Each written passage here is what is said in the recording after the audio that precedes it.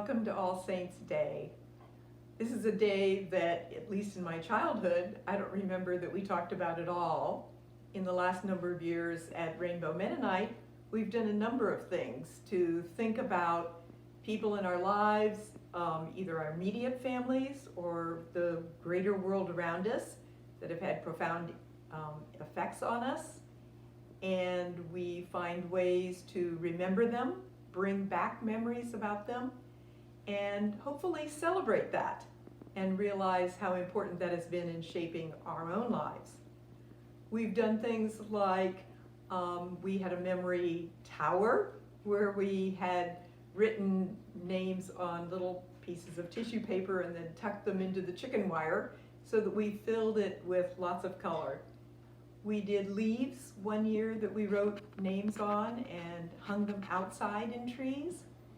We also had tree branches that we tied ribbons on with the names of loved ones and people that we thought of that we wanted to remember on All Saints' Day. For some of us, All Saints' Day has also expanded, so it becomes Dia de los Muertos, or Day of the Dead, which is part of the Latino-Mexican tradition, and then is celebrated both as All Saints' Day and All Souls' Day. Here in our home, we create a little altar that has pictures of loved ones who have passed away, along with candles, sometimes other little things that remind us of those people, and then light the candles, think about the influence that people have had in our lives, and celebrate those lives. So I hope today is meaningful for everyone, and you call to mind those in your life who have been a big influence on you, who you're missing, but you want to continue to celebrate.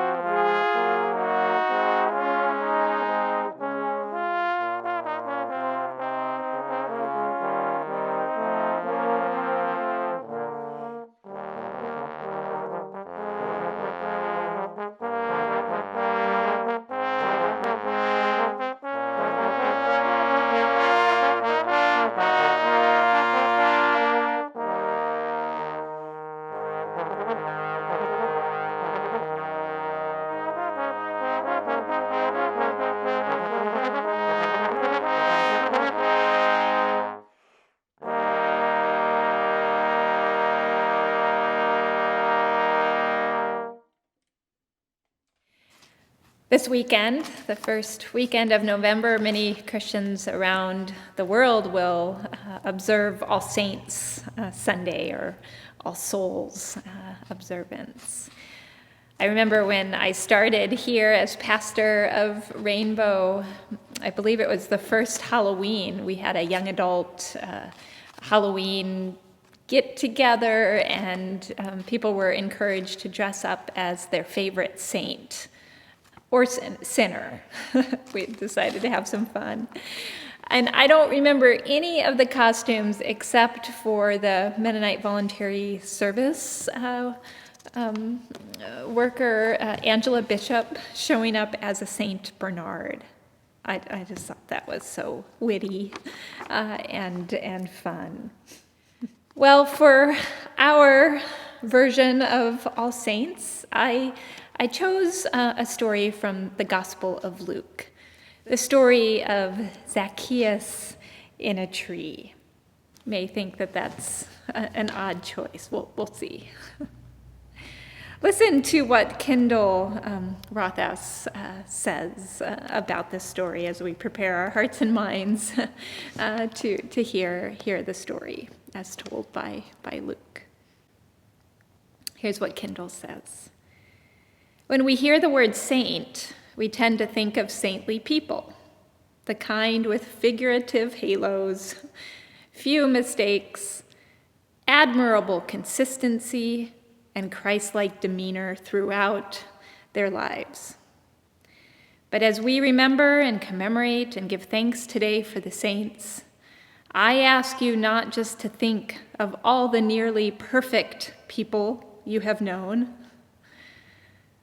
but to think too of those who taught you how to climb a tree. Do not, she says, forget the person who taught you to live passionately, adventurously. Those who taught you the importance at times to break decorum, to seek the holy. Who in your life isn't afraid to live large? Who in your life has erred and known they have erred and repented fourfold and with joy? Well, today, this story of Zacchaeus, this Zacchaeus-like saint, will be shared first by Sarah, Neher, and then a reflection by our junior and high school students at Rainbow. He entered Jericho and was passing through it. A man was there named Zacchaeus. He was a chief tax collector and was rich. He was trying to see who Jesus was, but on account of the crowd, he could not because he was short in stature. So he ran ahead and climbed a sycamore tree to see him, because he was going to pass that way. When Jesus came to the place, he looked up and said to him, "Zacchaeus, hurry and come down, for I must stay at your house today." So he hurried down and was happy to welcome him. All who saw it began to grumble and said, "He has gone to the guest of one who is a sinner." Zacchaeus stood there and said to the Lord, "Look, half of my possessions, Lord, I will give to the poor, and if I have defrauded anyone of anything, I will pay back 4 times as much." Then Jesus said to him, "Today salvation has come to this house, because he too is a son of Abraham. For the Son of Man came to seek out and to save the lost."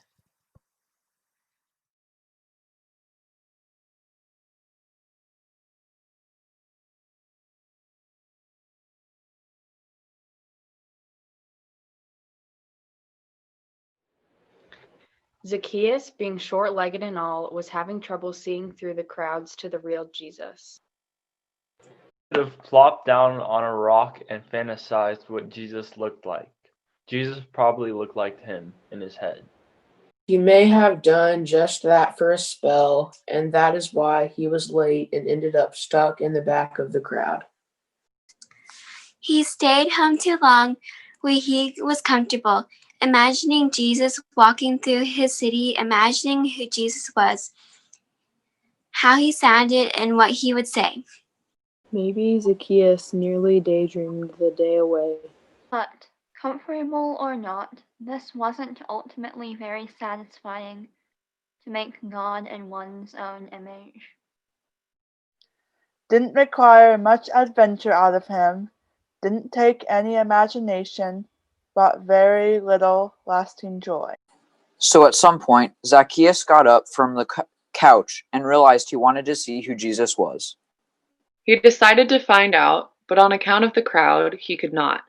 Zacchaeus did not just stand there at the back of the crowd, waiting for the rumors of Jesus to pass down the line and finally reach his ears like a religious game of telephone. He did not ask some friend at the front of the crowd to snap a photo and text it to him. He did not read a book on what it is like to sit at the feet of Jesus. He did not attend Who is Jesus Really? School.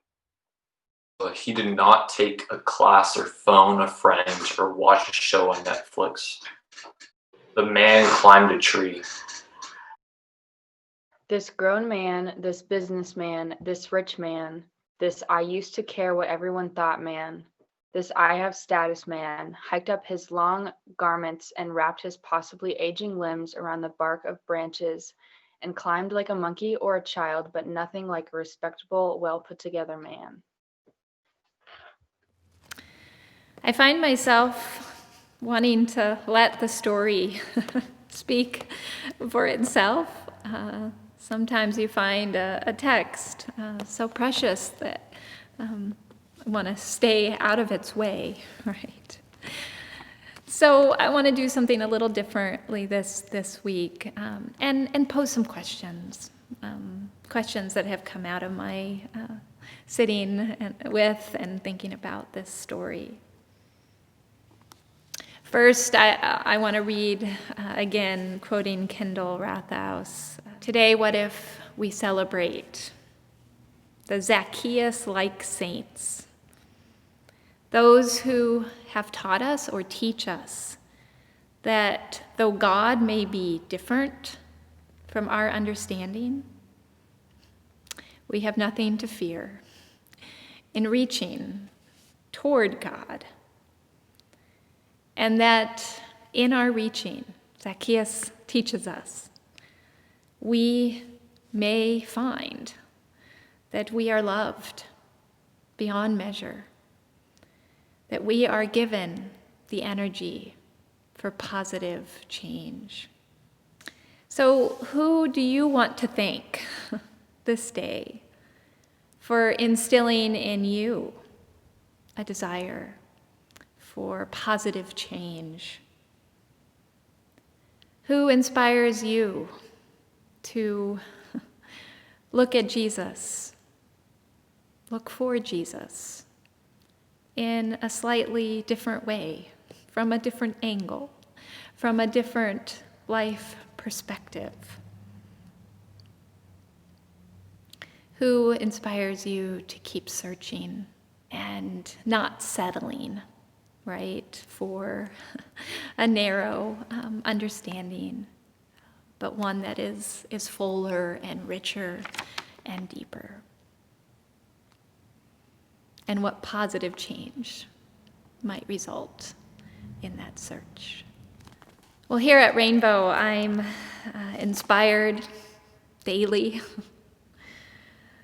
From my vantage point as pastor, I often get to walk alongside all of you as we all kind of fumble around with our faith or lack thereof.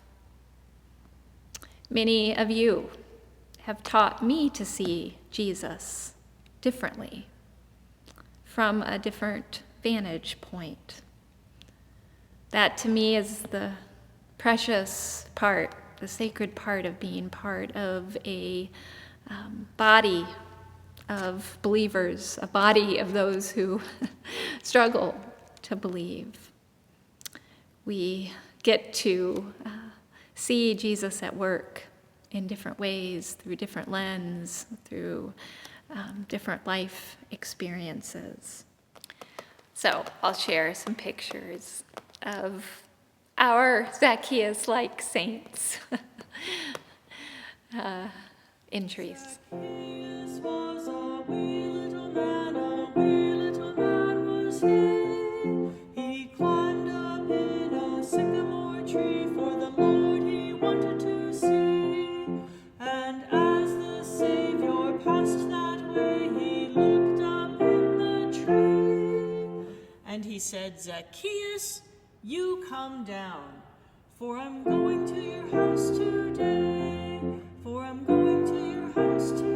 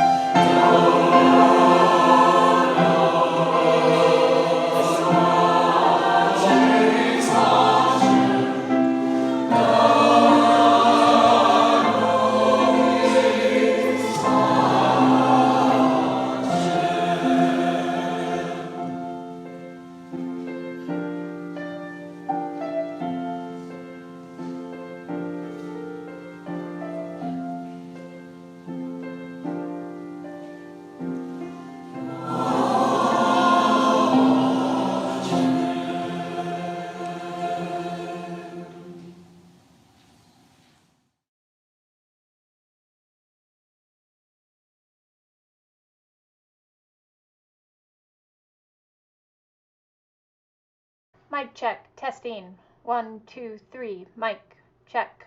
1, 2.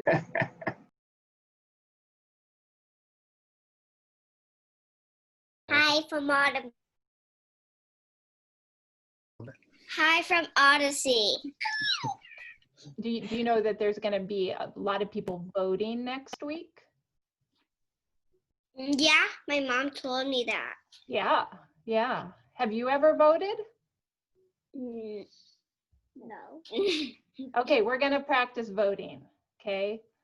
You get 1 vote, and your sister Autumn gets 1 vote, okay? Win. All right, your vote counts.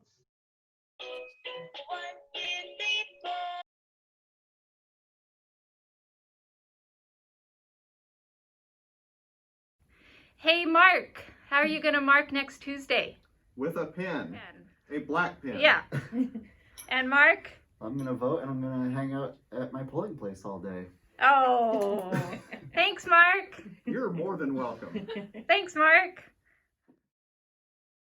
Well, I've been thinking a lot about carol recommendations for election day and election season, and I have a couple of things that I think you ought to think about. Maybe this one, Come Thou Long Expected Election. Yeah. First of all, for those of you who haven't done any early voting, I think you ought to be aware of this carol if you plan to go vote on Tuesday, and the carol is Sleeper's Wake. If you want to check on it in the hymnal, it is page 188. So, Sleeper's Wake, a voice astounds us. The shouts of rambling guards surround us.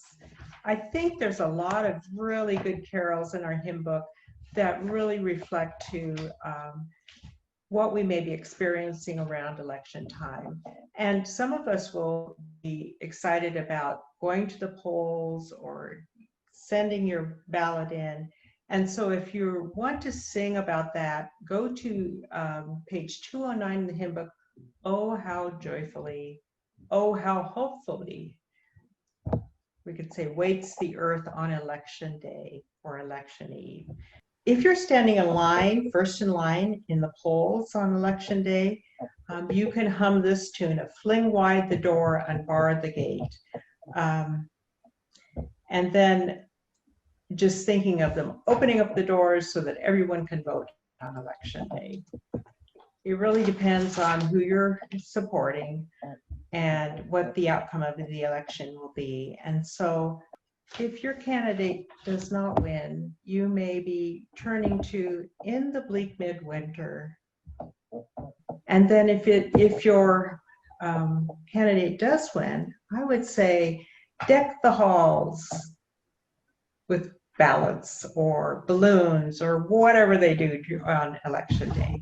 So those are my picks for election day. Carols to sing and carols to think about. From me, Carol. Okay, I'm glad you called me an adult. Haven't been called that for a while. What I'm reading right now, Dark Money, Jane Meyer. That actually is for adult ed. It is guaranteed not to make you feel any better about your current situation. Going for a little lighter stuff, I'm kind of a science fiction buff, little sci-fi. 7 Eves. And last and certainly not least, Complete Far Side by Gary Larson. So I have it by my bedside, and if you want to go to bed every night laughing, just read a few of his cartoons. A lot of people spend a lot of time, and I do too, like with exercise, and we tend to neglect some simple relaxation techniques. A very simple breathing exercise. You breathe very in very deeply. Diaphragmatic breathing is what the musicians call it. You breathe to where your stomach is extending, and then you breathe out, eyes closed, both feet on the floor. And after you breathe out, you count to 6 very slowly. And then you breathe in again. You do that for 10 minutes. If you don't count while you're breathing in, you count when all the breath is out of your system. And what that does is it signals your body to enter kind of a relaxation stage, kind of activates your parasympathetic nervous system, and it makes you more relaxed. But some people might like sherry. Have you tasted sherry? We stopped at the liquor store today, yes, and we've both tasted it, and it's not very good. Okay, but the good news is you can use sherry for a recipe like chicken in sherry mushroom sauce. Now this I think might be good. Oh, hey, Phil. Hi. I make a big distinction between PH and F. I have a lot of perspective to put this election day into context. With age, if you are lucky, also comes retirement and the freedom from daily to-do lists. So I don't worry about filling any of my days, and I'm not obsessing on how to fill election day. I usually just ask Marcia. So that's my advice. When in doubt, just ask Marcia.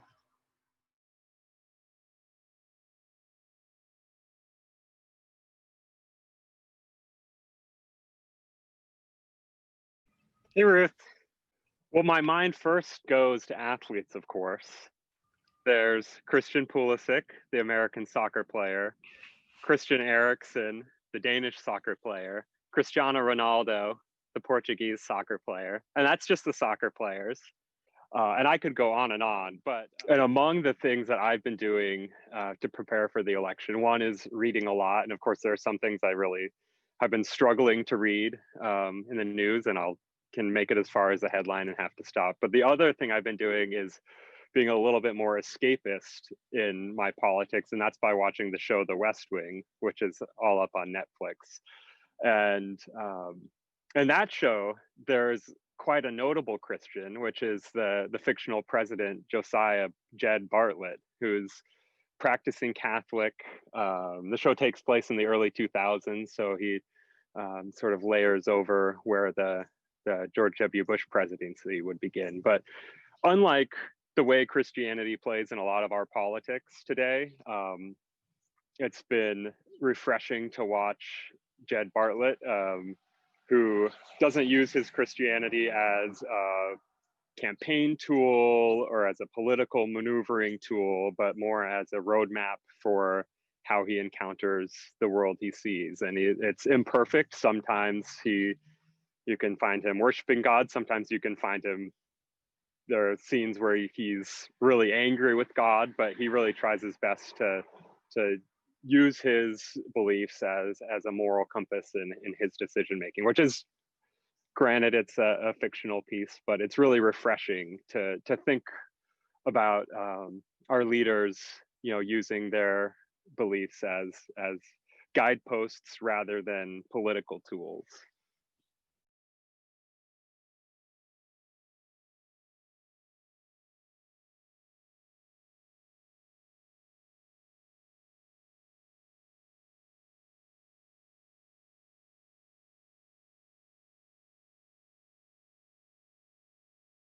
Grace upon grace.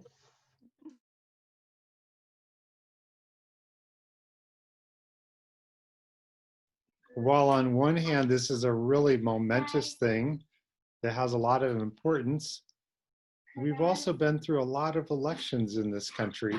And I guess I would say that what helps keep me afloat is knowing that there are lots of good people doing good work in the world, and that's not going to stop regardless of what happens with a US election. So I think that we will all continue to do that good work in spite of or in light of what happens. You want to wear your doctor hat too? How else can we stay safe just as we're standing in line to vote? Wear your mask. Make sure that your mask is over your whole mouth and nose.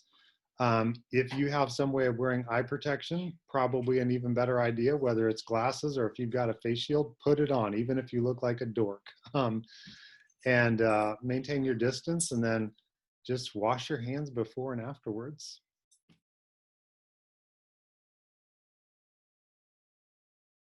Well, I've been working on a technique.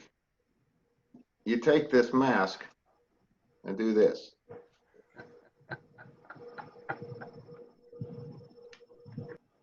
Yeah, I'm still working on the technique, but I'll have it refined a little bit more on election night. Great mics think alike, because I had the same shtick that Mike had, except I was double masked. And Keep calm. Carry on. Carry on my wayward son. There'll be peace when you are gone. Actually, that's so applicable. I don't know who the wayward son is in the song, but if we're talking about the election, we're gonna make it. We're gonna carry each other all the way to the finish line.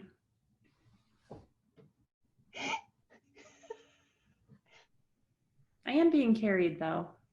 I am being carried. I probably need to spend more time thinking about what's doing that. God's grace be with you. God's grace be with you.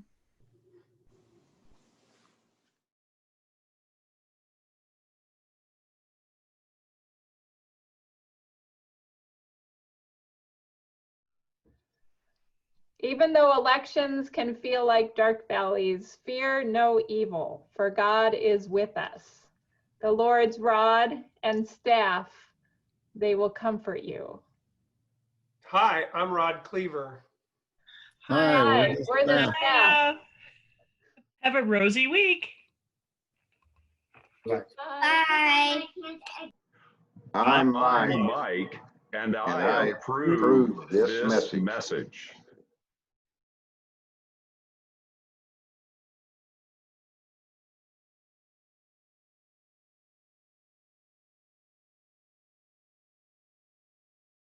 I promise I don't spend all my time with these dorky ideas. What's this rascal cooking up now? I am recording. I had a feeling about that. Does this count as my 15 minutes of fame? Feel free to edit. Okay. Yeah, make us look as good as possible. Splice words together. Yeah. Okay, that's ridiculous. Did you just fall down? I'm struggling. I keep losing my place. Okay, one more time. I got this. Take 8.